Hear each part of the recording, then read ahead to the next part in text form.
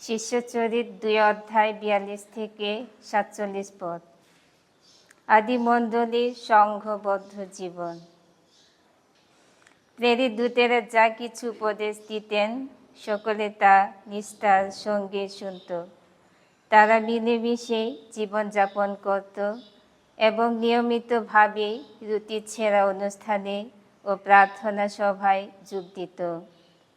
সেখানকার প্রতিটি মানুষের মনে কেমন যেন একটা ভয় বিস্ময় জেগে উঠতে লাগলো, কেননা প্রেরিত দূতেরা সেই সময় বহু অলৌকিক ঘটনা ঘটাচ্ছিলেন, বহু ঐশ্বর নিদর্শনও দেখাচ্ছিলেন। খ্রিস্ট বিশ্বাসীরা তো সকলেই ঐক্যবদ্ধ ছিল। তাদের সব কিছুই ছিল সকলের সম্পত্তি।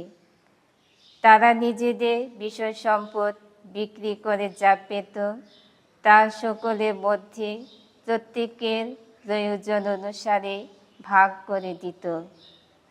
দিনের পর দিন তারা এক প্রাণ হয়ে নিয়মিতভাবে মন্দিরে যেত এবং তাদের ঘরে রুটি ছেঁড়ার অনুষ্ঠানও করত। তারা আন্তরিক আনন্দ ও সরলতার সঙ্গে একসঙ্গে খাওয়া দাওয়া করত। নিত্যই পরমেশ্বরের বন্দনা করত তারা। সকলেই তাদের ভালোবাসত।